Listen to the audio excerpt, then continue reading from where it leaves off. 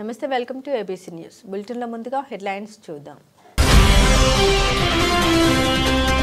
27న PCC అధ్యక్షురాలు YS Sharmila Rajahmundry పర్యటన. కన్ని విని ఎరుగని రీతిలో స్వాగత ఏర్పాటు.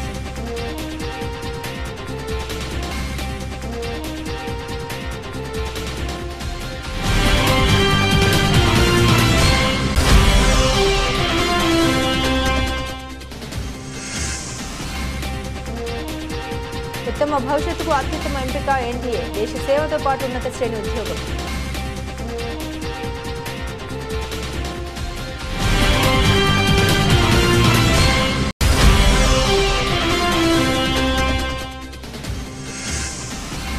మాదిగా ఉపకులాలు వేలాదిగా తరలివచ్చిన సభను జయప్రదం చేయండి. ఎంఆర్పీఎస్ వ్యవస్థాపకులు ఉసిరిపాటి బ్రహ్మయ్య మాదిగా పిలుపు.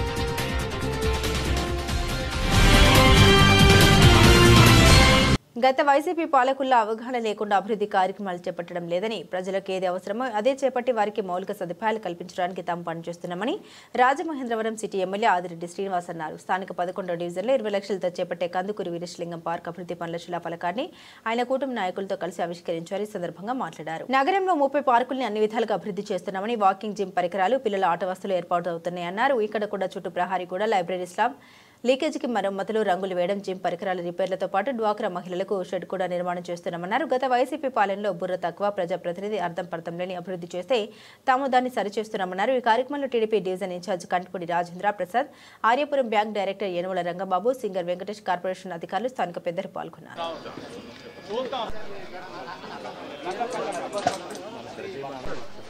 సార్, ఇప్పుడు డ్వాక్రా గ్రూపులు మన అనుపడుతున్నా మా అక్కలు చెల్లెల షెడ్ ఇలాగా అవసరం అనుకుంటే షెడ్ నేను నా డబ్బులతో ఏం చేస్తాను, మీరు ఆ ప్రొవిజన్ ఇవ్వండి మాకు.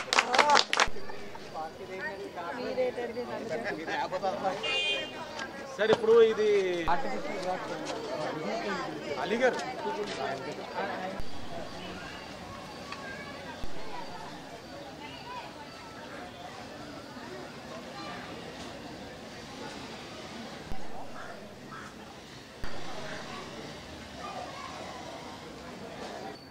వీరేశలింగం పంతులు గారి యొక్క పార్క్, విఎల్పురం పార్క్, చాలా చరిత్ర కలిగిన పార్క్. ఇది గోడ కూలిపోయింది, అర్థమైన పరిస్థితిలో ఉంది.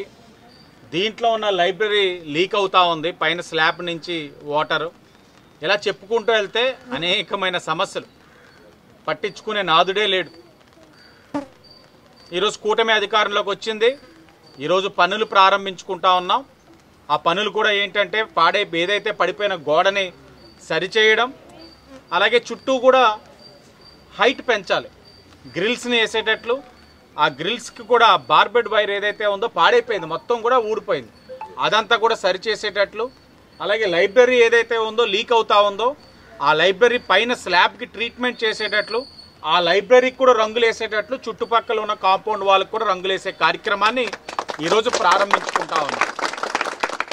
దాంతోపాటు పిల్లలు ఆడుకోవడానికి అవసరమైన ఎక్విప్మెంట్ ఏదైతే ఉందో పాడైపోయింది, వాటిని సరిచేస్తున్నాం. జిమ్ ఎక్విప్మెంట్ కూడా ఇది గతంలో టీడీపీ అధికారంలో ఉన్నప్పుడు 2014-19లో పెట్టిన ఎక్విప్మెంట్ అది. ఆ ఎక్విప్మెంట్ కూడా రిపేర్స్ ఉన్నాయి, అవి కూడా రిపేర్ చేసే కార్యక్రమం తీసుకుంటా ఉన్నాం.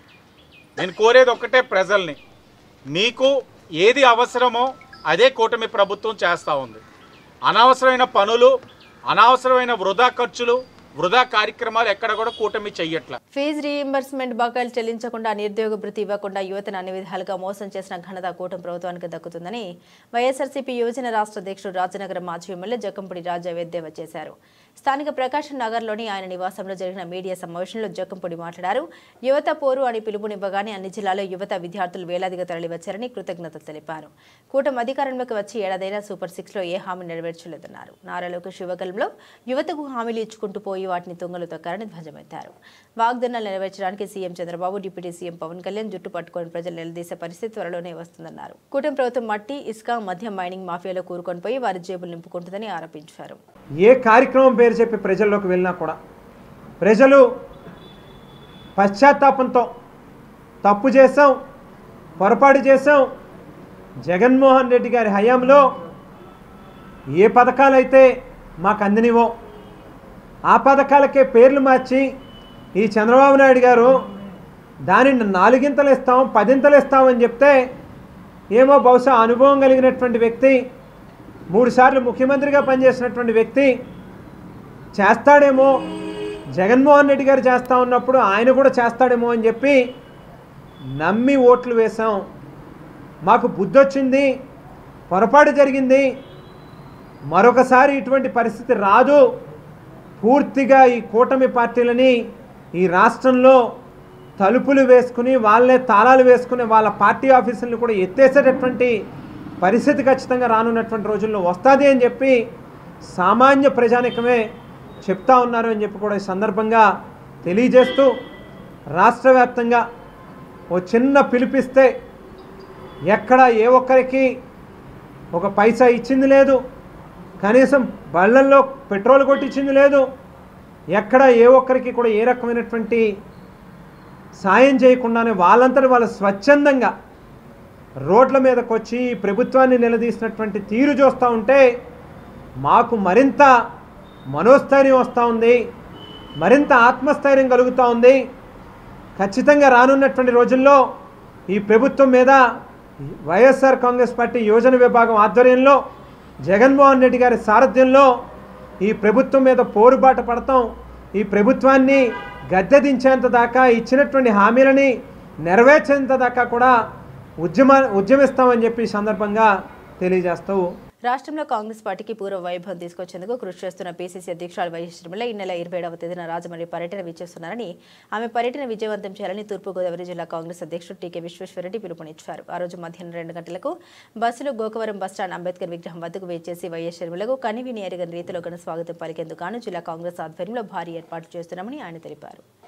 మున్సిపల్ కాలనీలోని జిల్లా కాంగ్రెస్ కార్యాలయంలో మంగళవారం టీకే అధ్యక్షతన సమావేశమైన కాంగ్రెస్ నాయకులు షర్మిల పర్యటన విజయవంతాన్ని చేయాల్సిన ఏర్పాట్లపై చర్చించారు.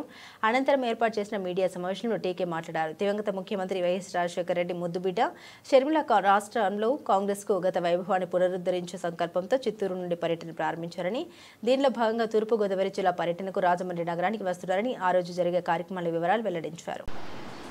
చట్టాన్ని సవరించమని చెప్పి హోంమంత్రి గారిని అడుగుతా ఉన్నాడు.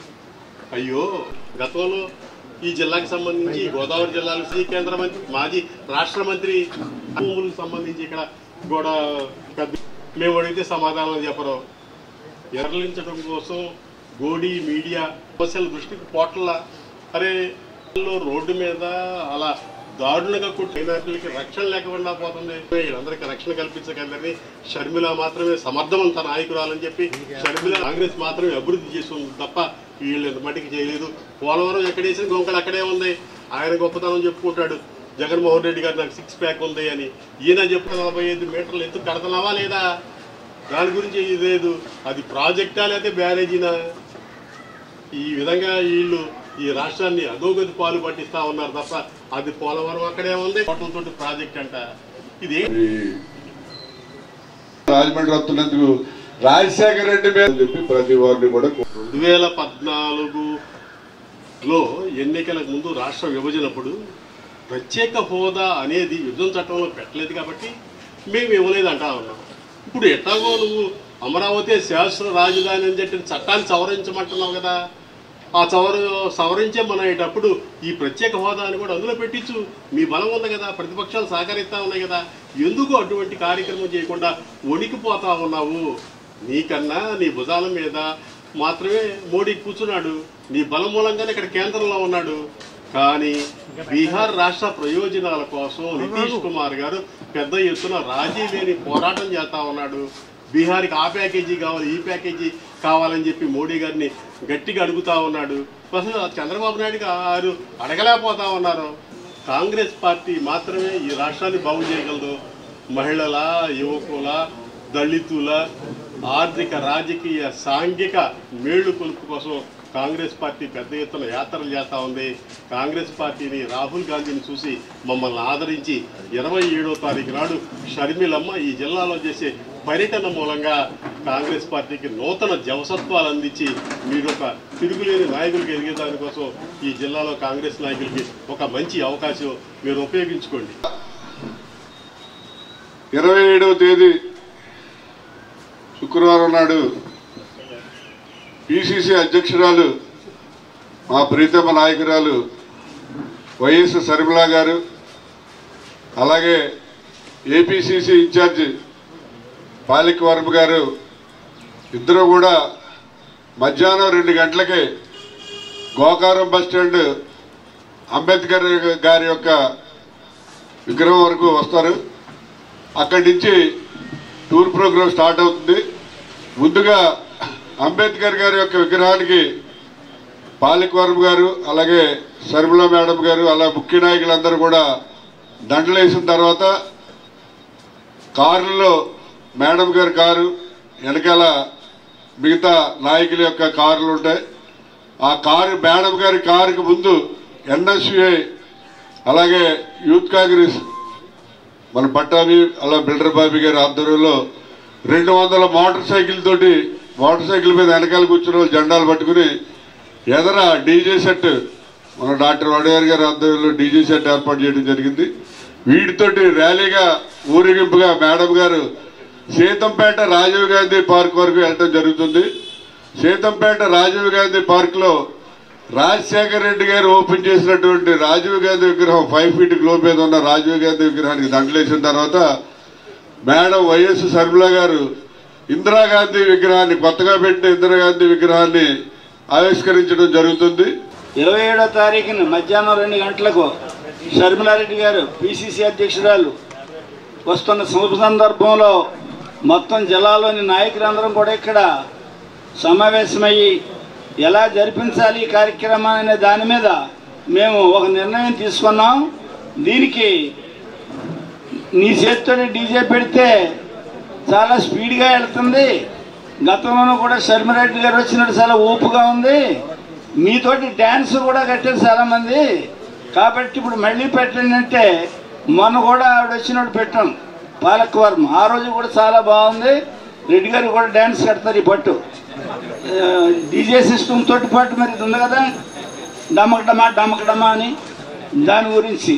కాబట్టి అటువంటిది హుషారైనటువంటి కార్యక్రమంలో ముందుకెళ్తున్నాం. దేశానికి సేవ చేసే అవకాశంతో పాటు ఉన్నత శ్రేణి ఉద్యోగంతో ఉత్తమ భవిష్యత్తు కొరకు నేషనల్ డిఫెన్స్ అకాడమీ ఎన్డీఏ అత్యుత్తమ ఎంపిక అని భారత వైమానిక దళంలో లాజిస్టిక్స్ విభాగంలో ఫ్లయింగ్ ఆఫీసర్గా ఉద్యోగాన్ని సాధించిన పోదంశెట్టి జయంత్ దొర వెల్లడించారు. ఫ్లయింగ్ ఆఫీసర్గా జయంత్ దొర ఉద్యోగం సాధించిన సందర్భంగా వారి కుటుంబ సభ్యులు మీడియాతో తమ సంతోషాన్ని పంచుకున్నారు. స్థానిక భాస్కర్ నగర్ గోశాల గేటు ఎదురుగా రోడ్డులోని వారి స్వగృహం వద్ద మంగళవారం ఏర్పాటు చేసిన విలేకరుల సమావేశంలో జయంత్ దొర మాట్లాడారు. ఇంటర్మీడియట్ తర్వాత ఎన్డీఏలో సాధిస్తే చదువుతో పాటు ఉన్నత ఉద్యోగం సాధించడానికి మంచి అవకాశం ఉందన్నారు. యువత ఆ దిశగా కెరీర్ను ఎంపిక చేసుకోవచ్చన్నారు. తనకు చిన్నప్పటి నుండి ఎయిర్ ఫోర్స్లో చేరాలని లక్ష్యమని ఆ దిశకు అడుగులు వేయడం జరిగిందన్నారు. 8వ తరగతిలో ఉండగా కోరుకొండ సైనిక్ స్కూల్ను సందర్శించడం జరిగిందని, ఎలాగైనా ఆ స్కూల్లో చేరాలని పట్టుదలతో చదివి సీట్ సాధించమన్నారు.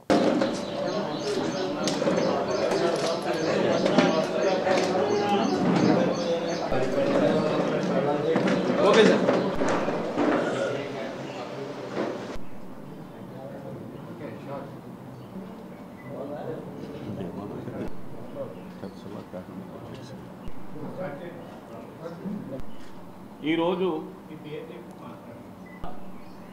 జయంత్ దొర నేను ఇండియన్ ఎయిర్ ఫోర్స్లో ఫ్లయింగ్ ఆఫీసర్ కింద ఈ సంవత్సరం కమిషన్ అయ్యాను. ఇంతకుముందు నేను నేషనల్ డిఫెన్స్ అకాడమీలో 3 సంవత్సరాలు ట్రైనింగ్ పూర్తి చేసి, ఇండియన్ ఎయిర్ ఫోర్స్ అకాడమీలో 1 సంవత్సరం ట్రైనింగ్ పూర్తి చేసి, మొన్న జరిగిన కంబైన్డ్ గ్రాడ్యుయేషన్ పరేడ్లో ఎయిర్ ఫోర్స్ అకాడమీలో ఫ్లయింగ్ ఆఫీసర్ కింద కమిషన్ అయ్యాను. నా ఈ సక్సెస్ నా ఒక్కడిది కాదు, నాతో పాటు ఉన్న తల్లిదండ్రులు, ఉపాధ్యాయులు, వాళ్ళ ప్రోత్సాహం, వాళ్ళ గైడెన్స్, ఇవన్నీ దానికి ముఖ్యమైన కారణాలు.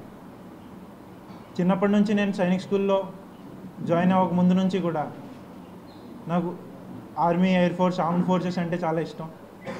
ఎందుకంటే నేను చిన్నప్పుడు టీవీలో చూసి హీరో అవ్వాలి, ఏదైనా పెద్దగా చేయాలి, దేశం కోసం, సమాజం కోసం ఏమైనా చేయాలి, సర్వీస్ చేయాలనిపించేది. ఫ్లయింగ్ ఆఫీసర్ జయంత్ దొర మన భారతదేశంలోనే అతి గొప్ప ప్రాముఖ్యత ఉన్న నేషనల్ డిఫెన్స్ అకాడమీలో సెలెక్ట్ అయ్యి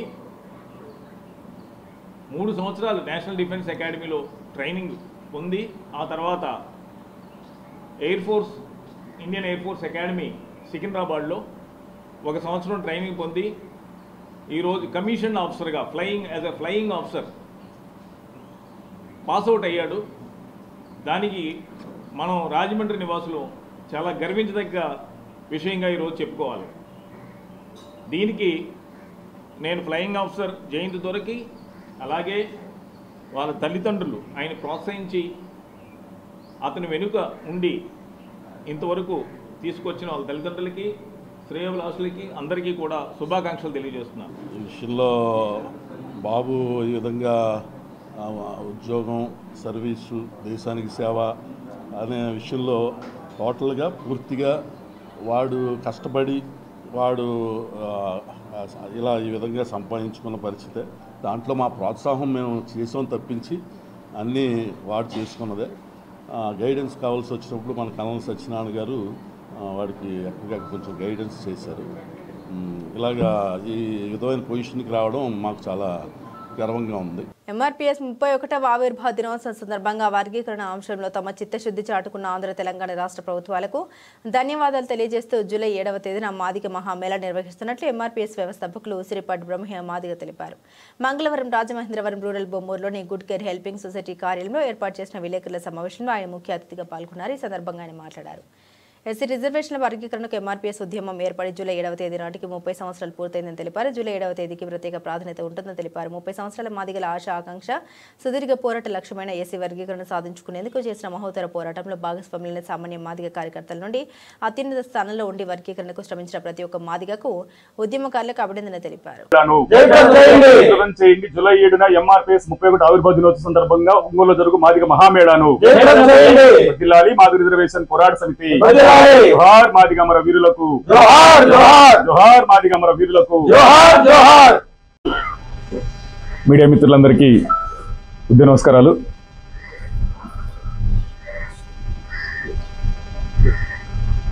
ఎస్సీ రిజర్వేషన్లను ఏబిసిడీలుగా వర్గీకరించాలని 1994 జూలై 7న ప్రకాశం జిల్లా నాగురుపులపాడు మండలం ఇదుముడి గ్రామంలో ఎంఆర్పీఎస్ ఉద్యమం ఏర్పడిన విషయం ఈ దేశ ప్రజలందరికీ తెలిసిన విషయమే.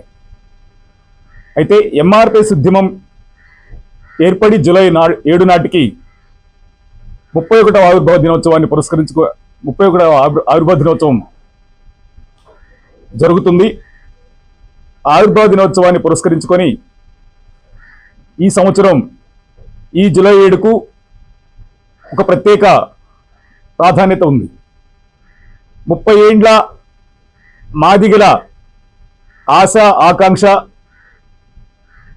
చిరకాల స్వప్నమైనటువంటి ఎస్సీ వర్గీకరణ నెరవేరినటువంటి సందర్భంలో జరుగుతున్నటువంటి ఈ ఆవిర్భావ దినోత్సవాన్ని ఘనంగా నిర్వహించాలని, దానికోసం రాష్ట్ర వ్యాప్త పర్యటనలో భాగంగా ఈరోజు రాజమండ్రికి రావడం జరిగింది. ఎందుకు జూలై 7ను ఘనంగా నిర్వహించుకోవాలనే తలంపుతో ఉన్నామంటే, 2 రాష్ట్ర ప్రభుత్వాలు ఎస్సీ రిజర్వేషన్ల వర్గీకరణను అమలు చేయడంలో తమ వంతు పాత్రను పోషించి తమ చిత్తశుద్ధిని సాటుకున్న సందర్భంలో 2 రాష్ట్ర ప్రభుత్వాలకు ధన్యవాదాలు తెలియజేస్తూ ఈ కార్యక్రమాన్ని నిర్వహిస్తూ ఉన్నాం. ప్రధానంగా 94లో ఎంఆర్పీఎస్ ఉద్యమం మొదలైతే ఆనాడు 97కే ఎస్సీ వర్గీకరణ సాధించుకోవడం జరిగింది. నేడు ఆంధ్రప్రదేశ్ ముఖ్యమంత్రిగా ఉండబడినటువంటి చంద్రబాబు నాయుడు గారే ఆనాటి ముఖ్యమంత్రిగా ఉండి వర్గీకరణ అంశాన్ని పరిష్కరించడంలో తన వంతు పాత్రను పోషించడం జరిగింది. 97లో మళ్ళా మా సోదరులు హైకోర్టును ఆశ్రయిస్తే కొన్ని సాంకేతిక కారణాలను చూపిస్తూ హైకోర్టు కూడా ఎస్సీ వర్గీకరణ జీవోను రద్దు చేయడం జరిగింది.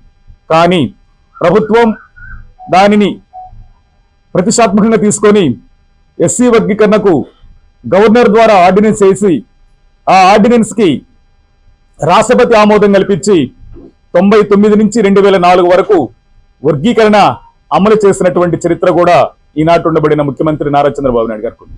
అయితే సోదరులు మరలా ఎస్సీ వర్గీకరణ అంశం మీద సుప్రీంకోర్టును ఆశ్రయించడం, సుప్రీంకోర్టు కూడా 2004 నవంబర్ 5న ఎస్సీలో కానీ ఎస్టీలో కానీ కొన్ని కులాలను కలపాలన్నా తీసేయాలన్న అధికారం రాష్ట్రాలకు లేదు, 341 ఆర్టికల్ ప్రకారం అది రాష్ట్రాలకు అధికారం లేదని చెప్తూ పార్లమెంటులో చట్టం చేయాలని చెప్పని మరలా రద్దు చేసిన విషయాన్ని మేము గుర్తు చేస్తా ఉన్నాం.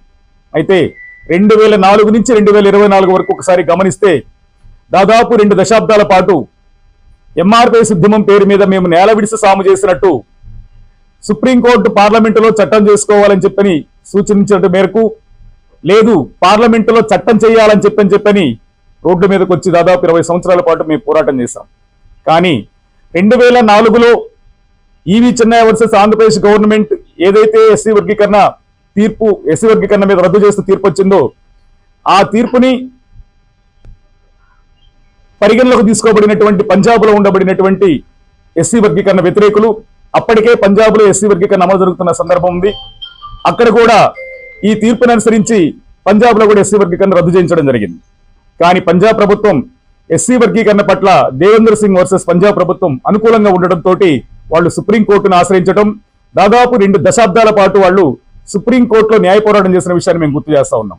సుప్రీంకోర్టులో పంజాబ్ ప్రభుత్వం చేసినటువంటి న్యాయ పోరాట ఫలితంగా 2020 ఆగస్టు 27వ తారీఖున అరుణ్ మిశ్రా గారితో కూడినటువంటి ధర్మాసనం 2004 నాటి తీర్పును పునఃసమీక్షించాల్సిన అవసరం ఉందని, ఒక బలవంతుడు బలహీనుడిని ఒక కంచెలో ఫలాలు పెట్టి తినాలనుకున్నప్పుడు బలవంతుడే ఎక్కువ తినడానికి అవకాశం ఉంది, బలహీనుడు మరింత ఎరగబట్టడానికి అవకాశం ఉంది కనుక ఆనాటి తీర్పుని పునఃసమీక్షించాల్సిన అవసరం ఉందని చెబుతూ ఆనాడు 5 సభ్యులతో కూడిన ధర్మాసనమే, మేము 5 సభ్యులతో కూడిన ధర్మాసనమే కనుక దీని మీద రాజ్యాంగ ఉన్నత ధర్మాసనాన్ని 7 సభ్యులతో కానీ 9 మంది సభ్యులతో కానీ ఏర్పరిచి ఈ తీర్పును పునఃసమీక్షించి ఎస్సీ వర్గీకరణకు న్యాయం చేయాల్సిన అవసరం ఉంది అని చెప్పని ఆనాడు అభిప్రాయపడిన విషయం అందరికీ తెలుసు. అయితే సుప్రీంకోర్టు ధర్మాసనం ఏదైతే అరుణ్ మిశ్రా ధర్మాసనం అభిప్రాయపడిందో దానికి అనుగుణంగా ప్రధాన న్యాయమూర్తి చంద్రచూడ్ గారి నేతృత్వంలో 7 సభ్యులతో కూడినటువంటి రాజ్యాంగ ధర్మాసనం ఏర్పడటం, ఆ రాజ్యాంగ ధర్మాసనం దాదాపు 341 ఆర్టికల్తో పాటు అంటే భారత రాజ్యాంగంలో దళితులకు ఉండబడినటువంటి అసమానతలు తొలగించడానికి ప్రధానమైన సూత్రాలను కూడా ఎతికి ఆనాడిచ్చినటువంటి 341 ఆర్టికల్కి ఎస్సీ వర్గీకరణకు సంబంధం లేదని, రాష్ట్రాల్లో ఎస్సీలు కొన్ని కులాలను కలుపుకోలేదని, కొన్ని కులాలను తీసేయలేదని, ఉన్న వాటినే ఆ రాష్ట్రాల్లో వర్గీకరణ చేసి అమలు చేశారన్న విషయాన్ని కూడా స్పష్టం చేస్తూ రాష్ట్రాలే ఎస్సీ వర్గీకరణ అమలు చేసుకోవచ్చు అని చెప్పి ఈ రోజు సుప్రీంకోర్టు ఒక చారిత్రాత్మక తీర్పు ఇవ్వడం జరిగింది. అంటే 2024 ఆగస్టు 1న ఆ చారిత్రాత్మక తీర్పు రావడం జరిగింది.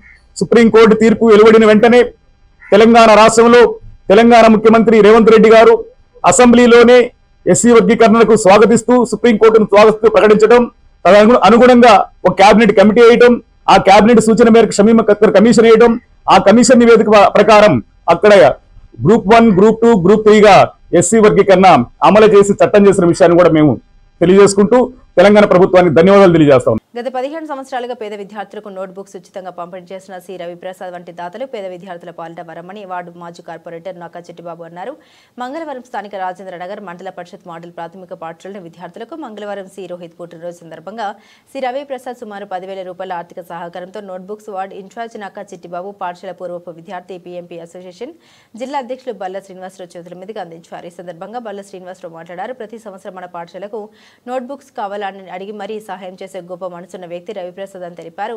పాఠశాల ప్రధానోపాధ్యాయులు జేడీఐజే డేనియల్ మాట్లాడారు. ఈ పాఠశాలలోని విద్యార్థులు ఎక్కువగా వలస వచ్చిన వారని, అనంత పిల్లల్ని ఇలాంటి చోట ఇంతటి ప్రోత్సాహం దొరకడం మా అదృష్టమని తెలిపారు. ఈ కార్యక్రమంలో ఎస్సీ ఎస్టీ ఉద్యోగుల సంఘం రాష్ట్ర అధ్యక్షులు కోరుకొండ చిరంజీవి, టీడీపీ ఎస్సీ నాయకులు దార యేసురత్నం, బండారు శ్రీనివాసరావు, యాళ్ల శ్రీనివాస్, గుట్టాల సంజీవి, ఉపాధ్యాయులు సుబ్రహ్మణ్యేశ్వరరావు, ఎంఎస్వీ సుబ్బలక్ష్మి, శివయ్య, సరళాదేవి, పాఠశాల సిబ్బంది కృష్ణవేణి, స్వాతి తదితరులు పాల్గొన్నారు.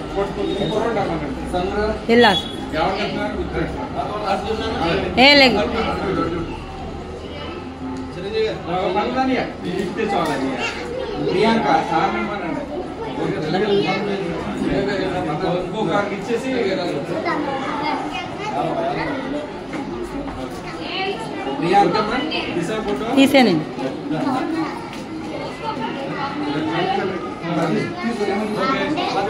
ఎలా చూడాలి?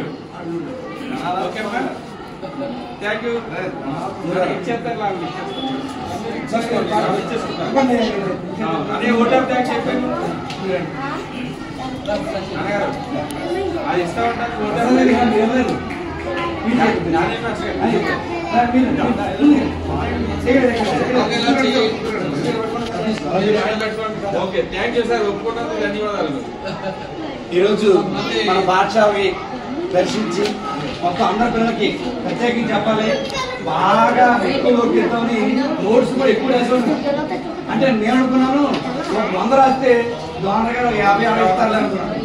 కానీ నేను ఎన్ని రాశానో అన్ని ఇచ్చేసాను. ఆయన కోసం ప్రత్యేకంగా ధన్యవాదాలు.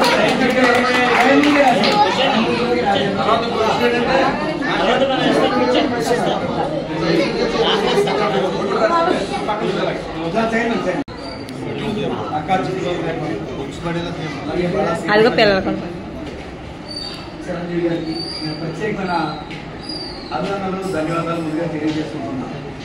ఎందుకంటే మేమందరం కూడా 5 మాసాలు కొత్తగా వచ్చాం. ఈ పాఠశాల వాతావరణం మాకేమీ తెలియదు, వచ్చి వారమైంది. కానీ వారం రోజుల నుంచి కూడా మా వెన్నంటే ఉంటూ మాకు సలహాలు చెప్తూ ఈ పాఠశాల అభివృద్ధికి ఎంతగానో ప్రోత్సాహం చేస్తున్నందుకు ముందుగా వారికి నా ప్రత్యేకమైనటువంటి ధన్యవాదాలు మా పాఠశాల తెలియజేస్తున్నాను.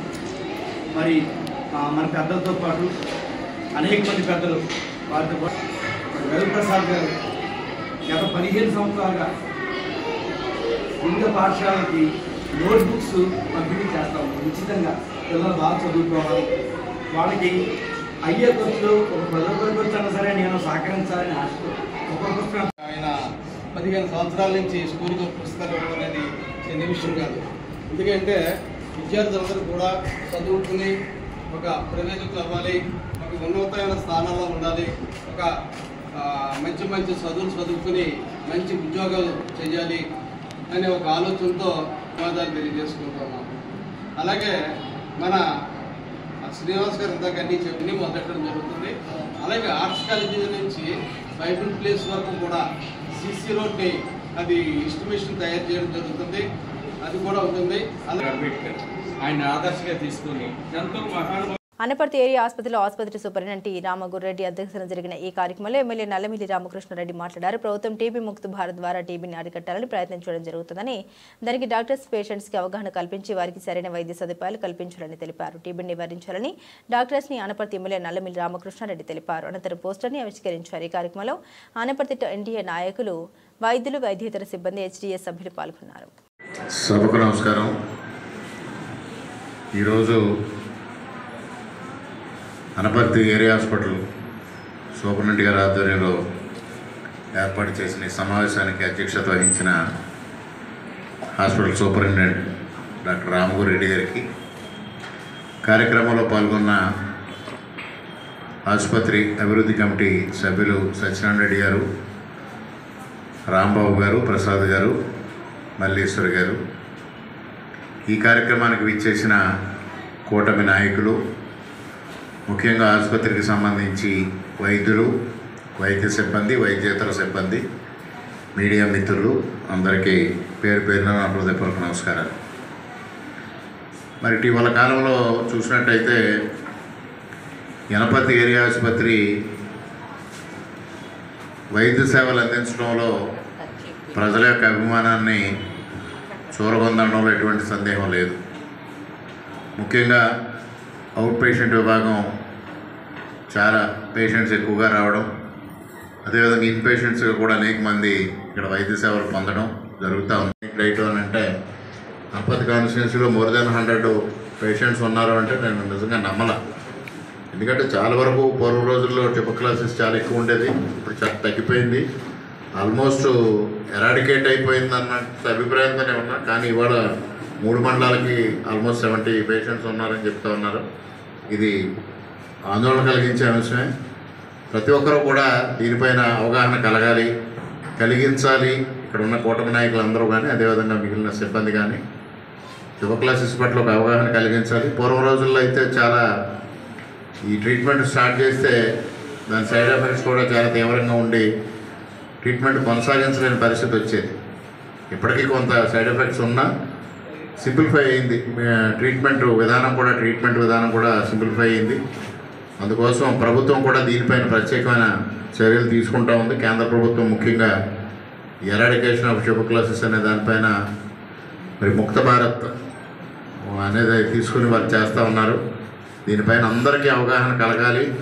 తద్వారా పూర్తిగా టీబీ వ్యాధిని నివారించే విధంగా అందరూ చర్యలు తీసుకోవాలని ఈ సందర్భంగా మీ అందరినీ సవినయంగా కోరుతా ఉన్నాను. బులెటిన్ ముగించే ముందు హెడ్లైన్స్ మరోసారి.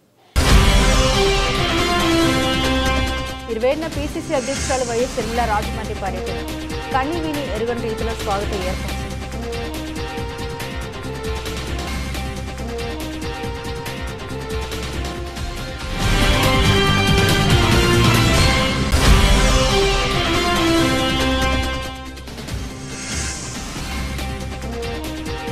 ఉత్తమ భవిష్యత్తుకు అత్యుత్తమ ఎంపిక ఎన్డీఏ దేశ సేవతో పాటు ఉన్నత శ్రేణి ఉద్యోగం.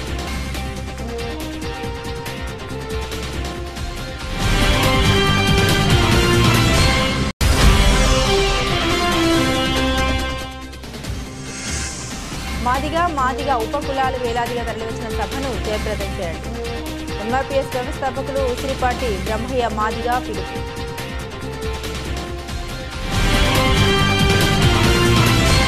ఇవి బులెటిన్ అప్డేట్స్. మరిన్ని అప్డేట్స్ కోసం చూస్తూనే ఉండండి ఏబీసీ న్యూస్.